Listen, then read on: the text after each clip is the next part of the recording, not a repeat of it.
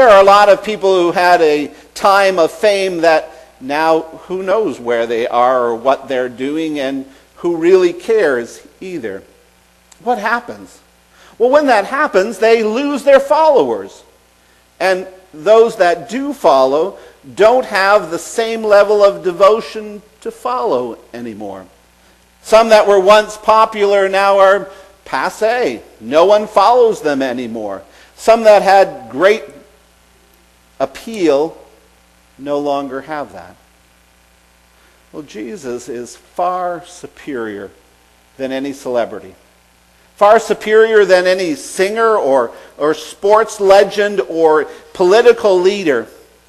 Yet Satan applies the exact same tactic when it comes to Jesus as he would to any other leader, unless, of course, he wants to elevate that leader in order to draw people away. The tactic of taking the shine off. The tactic of making the extraordinary seem ordinary.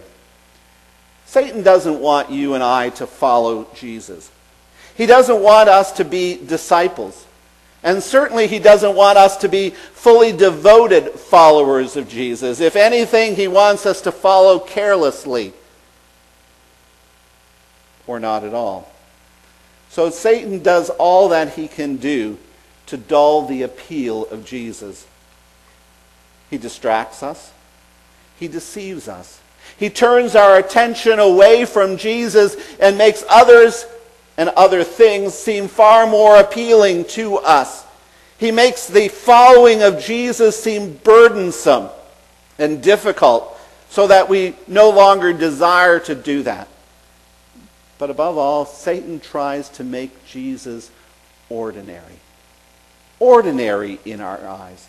So that we no longer see the greatness and the goodness, the extraordinary power of our God and Savior. So we no longer are drawn to him. So we no longer have a compelling desire to follow Jesus. If Jesus is just ordinary, then why bother? Why follow him at all?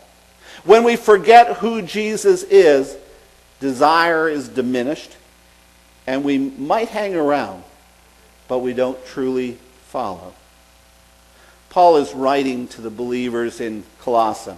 The passage that we read together is used by God to break down those lies of Satan. It's used by God to remind the first readers, but also us, of who Jesus is. To break down the lies of Satan and to lift Jesus up. It's a reminder. It reminds them and us of who Jesus is. Because it's this vision of Jesus that compels us to follow.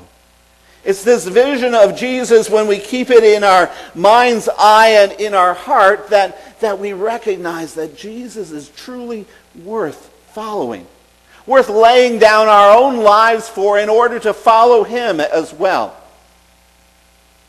Summer has been a time for our children of being away from school and away from learning. Some kids are excited about getting back to school and getting back to learning, but most are excited about getting back to school because it's a time of social interaction. They can see their friends again. Not necessarily all that excited about what they will learn.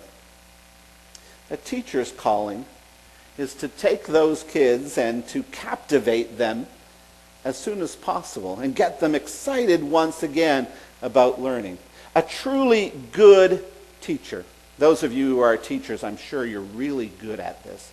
The moment that those kids walk into your classroom, you want them to become excited, not about the fun stuff necessarily about school, but you're going to make the learning fun for them as well. And when they're captivated learners, well, you know you've got your work done in a sense, because they will absorb the things so much easier. September is that time of transition, the time of getting excited again.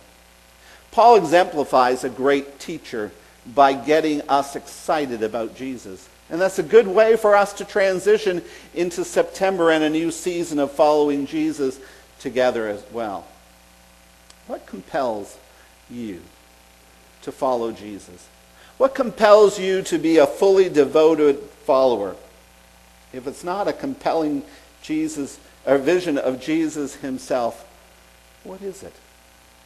Let's look at that vision that Paul gives to us again. Let's drink in what Paul has to say and learn from it. I'm going to read that passage again. It's on the screen this time. Why don't we read it together so that we really are focused in on these wonderful words that Paul has written. He is the image of the invisible God, the firstborn over all creation. For by him all things were created, things in heaven and on earth, visible and invisible, whether thrones or powers or rulers or authorities, all things were created by him and for him. He is before all things, and in him all things hold together. And he is the head of the body, the church. He is the beginning and the firstborn from among the dead, so that in everything he might have the supremacy. For God was pleased to have all his fullness dwell in him, and through him to reconcile to himself all things, whether things on earth or things in heaven, by making peace through his blood shed on the cross.